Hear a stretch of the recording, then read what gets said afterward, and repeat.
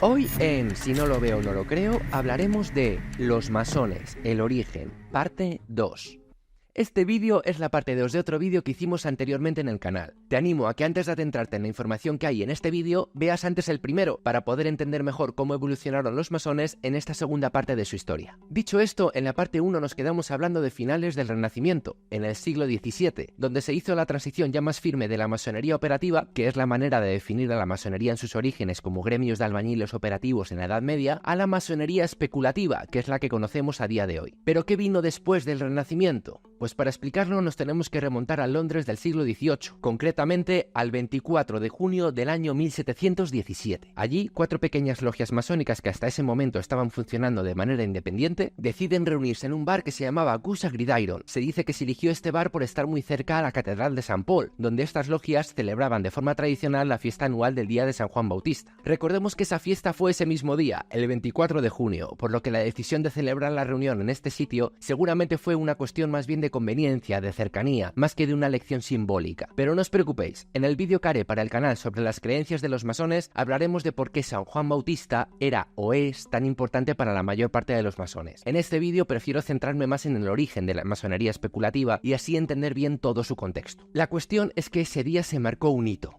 Un antes y un después para la francmasonería. Ese día se creó la primera Gran Logia, la Gran Logia de Londres y Westminster, que más tarde se conocería como la Gran Logia de Inglaterra. ¿Y por qué fue tan importante? Bueno, pues porque fue el primer intento serio de unificar y dar una estructura sólida a la masonería especulativa. Antes de eso, cada logia tenía sus propias costumbres y rituales, pero la creación de una Gran Logia ayudó a estandarizar algunas de las prácticas, no todas, pero sí la gran mayoría de ellas, y asegurar que hubiera una cierta coherencia y uniformidad de lo que significaba ser masón. Hay que dejar claro que la existencia de una gran logia no significaba que hiciera desaparecer las logias como identidades individuales. Cada logia mantuvo su independencia y continuó operando bajo sus propias prácticas, pero con la existencia de la Gran Logia de Londres y Westminster había cierto grado de supervisión y coordinación con ella. Pero entonces vamos a la pregunta realmente importante. ¿Qué es para ese entonces lo que significaba ser masón? ¿Cuáles eran esos estándares que propusieron? Tenemos que tener en cuenta el siglo en el que estamos. Habíamos llegado al siglo XVIII, pleno siglo de las luces, y con ello el movimiento cultural e intelectual de la Ilustración. Este movimiento asentó aún más las bases de lo que se empezó en el Renacimiento. Recordemos que en el Renacimiento empezaron a valorar el conocimiento en sí mismo, se centraban en temas como el arte, la observación directa de la naturaleza y el redescubrimiento de textos clásicos, pues con el movimiento de la Ilustración fueron un poquito más allá. Dieron la máxima importancia a la razón, al empirismo y a la ciencia sistemática. Ahora los filósofos y los científicos no querían entender simplemente el mundo, sino también mejorarlo mediante el uso del conocimiento racional. Por lo tanto, consiguieron consolidar las bases establecidas en el Renacimiento, ampliando el ámbito del conocimiento y aplicando estos principios a una mayor diversidad de disciplinas y problemas sociales. Para una mayor aclaración, hay que recordar que esto fue de manera gradual. Aunque se quiera poner unas fechas específicas para el Renacimiento y la Ilustración, no se puede establecer un corte preciso si queremos ser realistas. Todo fue sucediendo de forma gradual y poco a poco, en este orden, pero no de manera tajante. Ahora que conocemos un poco más el contexto de los francmasones en aquella época, podemos entender que esta influencia del siglo de las luces y de su movimiento la Ilustración fue crucial para entender las aspiraciones de los masones. Las logias masónicas, por lo tanto, fueron defensores del conocimiento científico y racional. En sus reuniones se escuchaban conferencias, se participaba en debates y compartían muchos libros y artículos. Se convirtieron en sitios de debate intelectual y de progreso social, dando importancia a la razón, la ciencia y a la libertad de pensamiento. Para hacer un pequeño símil, habría sido como los primeros clubs de debate científicos y filosóficos, todo en uno. Vale, pues gracias a la Ilustración, de hecho, empezaron a plantearse aspectos como que para mejorar la condición humana no solo bastaba con saber más, sino que también era crucial ser mejores personas y crear una sociedad más justa. Empezaron a valorar la libertad de pensamiento y expresión como un derecho fundamental. Querían que todos pudieran pensar y hablar libremente sin miedo a la opresión. También el concepto de igualdad tomó más fuerza. Dentro de las logias todos eran considerados iguales, sin importar su posición social o económica. Esta idea de igualdad de oportunidades era revolucionaria para la época, y si podían llevarla a la sociedad fuera de las logias, mejor todavía. Y el concepto de fraternidad fue otra pieza clave. En las logias, la fraternidad significaba solidaridad y apoyo mutuo. Los masones veían el valor de la cooperación y la unidad para alcanzar objetivos comunes. ¿Y qué llegó después del siglo de las luces, del siglo XVIII? ¿Pasó algo interesante en el siglo XIX digno de mencionar? Pues Pues vaya si pasó. El siglo XIX fue una época de enormes cambios y agitación para la masonería. Imagina un tiempo de revoluciones, independencia y expansión industrial. La masonería no solo sobrevivió, sino que jugó un papel crucial en muchos de estos movimientos. Para empezar, la revolución industrial trajo consigo una explosión de nuevas logias. La gente estaba más conectada que nunca. Ferrocarriles, barcos de vapor, telégrafos, correo postal. Con todo esto, los principios masónicos de avance, ciencia y educación se reflejaban incluso de forma indirecta en esta época de innovación. Pero eso no es todo. En el siglo XIX, la masonería jugó un papel importante en movimientos revolucionarios y de independencia. Numerosos líderes de estas luchas eran masones. Durante la Revolución Francesa, la influencia de la masonería era innegable. Muchos de los líderes revolucionarios, como el duque de Orleans, Mirabeau, Lafayette y Danton, eran miembros de logias masónicas. El lema libertad, igualdad y fraternidad se convirtió en un símbolo poderoso de la Revolución Francesa, y que los masones, aunque no lo tenían como un lema como tal para ese entonces, ya estaba completamente instaurado en sus ideales. Así que los masones fueron fuertemente promovidos por ellos. Pero no solamente podemos ver a los masones en la Revolución Francesa. En América Latina, personajes como Simón Bolívar y José de San Martín fueron masones. Jugaron un papel fundamental en las guerras de independencia contra el dominio español. Los ideales de libertad, igualdad y fraternidad que defendía la masonería eran precisamente lo que estos revolucionarios buscaban para sus nuevas naciones. Y en Europa, los masones también estuvieron involucrados en las revoluciones de 1848, también conocidas como la Primavera de los Pueblos, donde lucharon por más libertades y derechos civiles. Así, las logias eran lugares donde se podía compartir ideas revolucionarias y planificar acciones en un entorno relativamente seguro y secreto. Lo curioso además es que con esta explosión de la revolución industrial también empezaron a surgir otras grandes logias. La Gran Logia del Rito Escocés Antiguo y Aceptado, que surgió en el año 1801 en Carolina del Sur, en Estados Unidos, o la Gran Logia del Rito de York, que aunque comenzó en Inglaterra, donde realmente se consolidó fue también en Estados Unidos, la Gran Logia del Rito Francés y muchas otras grandes logias, que no vamos a entrar en ellas, al menos no en esta serie de vídeos, pues sería un vídeo demasiado largo. Pero lo que tenemos que tener claro es que estas grandes logias son independientes unas de otras.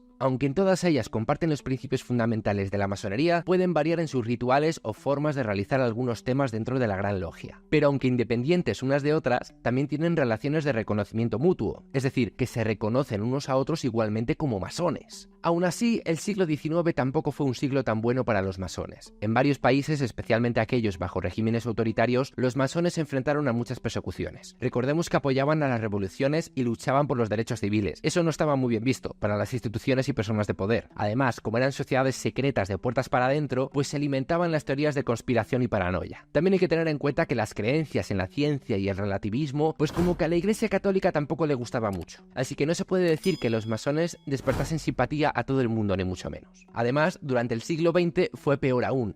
Mucho peor. Fue una época de regímenes totalitarios. Vamos a poner unos ejemplos. En la Unión Soviética, por ejemplo, los regímenes comunistas veían a los masones como una organización secreta que podía desestabilizar el Estado. Los masones defendían la democracia y los derechos individuales. El énfasis de la masonería en el desarrollo personal y la mejora moral individual chocaba con la ideología comunista que promovía la subordinación del individuo al colectivo y la lealtad al Estado. Por otro lado, en Alemania del siglo XX, Hitler y sus seguidores pensaban que los masones conspiraban con los judíos y los comunistas, así que no caían nada bien tampoco. De hecho, tuvieron que cerrar todas las logias y muchos masones fueron arrestados y enviados a campos de concentración. En Italia, Mussolini tampoco era fan de los masones, pensó que eran una amenaza para su tipo de gobierno, así que clausuró las logias y también encarceló a sus líderes. En España, bajo el régimen de Francisco Franco, la situación no fue mucho mejor. Franco hizo la ley de represión de la masonería y el comunismo. Esta ley consideraba a los masones como enemigos del Estado y la mera pertenencia a una logia masónica podía significar largas penas de cárcel, confiscación de bienes y en algunos casos incluso la pena de muerte. Desde la perspectiva de Franco, además, no era algo infundado. Él pensaba que la masonería en España había sido bastante activa en la promoción de ideales republicanos y liberales y que muchos masones habían apoyado a la Segunda República Española antes de la Guerra Civil. Así que por este entonces, muchísimos masones españoles emigraron y se exiliaron en América Latina, donde podían continuar con su labor masónica de manera un poco más segura, sobre todo en países como México, Argentina, Uruguay y Chile. Aunque estos países también tuvieron sus momentos de represión, en general eran lugares mucho más seguros que la España franquista. Por ejemplo, en México, bajo el gobierno de Lázaro Cárdenas, se acogió a muchísimos refugiados españoles, incluyendo a los masones, y pudieron continuar con su labor sin tanto miedo. En Argentina y Uruguay, aunque hubo dictaduras más tarde, durante ciertos periodos había más tolerancia hacia los masones. Buenos Aires y Montevideo se convirtieron en importantes centros masónicos, donde los exiliados españoles pudieron seguir con sus actividades. En Chile, antes de la dictadura de Pinochet, también encontraron un ambiente más más acogedor, especialmente durante el gobierno de Salvador Allende. De todas formas, en casi todos los países, por no decir en todos, los masones han sido perseguidos en algún momento de la historia. No fue hasta después de la Segunda Guerra Mundial, en el año 1945, cuando Europa comenzó a reconstruirse y con ella todas las logias masónicas que habían sido cerradas bajo los regímenes nazi y fascista comenzaron a reabrir. En países como Francia, Alemania e Italia, los masones pudieron volver a reunirse y las logias volvieron a la vida, adaptándose a las nuevas democracias que estaban surgiendo. En España tardó un poco más. Franco seguía en el poder con su régimen autoritario y continuaba su represión contra cualquier forma de disidencia, incluyendo la masonería. No fue hasta la muerte de Franco en el año 1975 cuando la masonería pudo volver a abrir sus puertas poco a poco en España. Lo más interesante de todo es que durante esta segunda mitad del siglo XX, las masonerías evolucionaron y se modernizaron. Empezaron a surgir logias que admitían a mujeres, y otras logias se volvieron también más flexibles con respecto a las creencias religiosas y políticas de sus miembros, enfocándose aún más que antes en los valores morales y éticos que en las creencias personales. A ver, hay que dejar claro que esto ya estaba pasando a finales del siglo XIX, pero con el cuidado que tuvieron que tener debido a la represión de la mayor parte de los países, fue en el siglo XX cuando más se pudo ver esa evolución. Además, las relaciones internacionales se hicieron más fuertes. Se empezaron a hacer conferencias donde masones de distintos países se reunían para intercambiar ideas y colaborar juntos. Fue una etapa enfocada en forjar vínculos y superar barreras, facilitando una mayor comprensión y colaboración entre logias de diferentes partes del mundo. Como podemos ver, la francmasonería tiene muchísima historia. Desde sus inicios con los gremios de albañiles hasta hoy en día, ha recorrido muchísimos desafíos y ha ido evolucionando y adaptándose a los cambios e influencias de cada siglo. Lo que tenemos que tener claro es que la masonería, aunque guardan muchos secretos dentro de las logias, tienen los principios de fraternidad, igualdad y libertad. Además, siempre han promovido la educación y el conocimiento, así como el libre pensamiento, y buscan activamente fomentar valores éticos y morales, trabajando por el bienestar de las comunidades en todo el mundo. Y hasta aquí el vídeo sobre el origen de los masones o la francmasonería.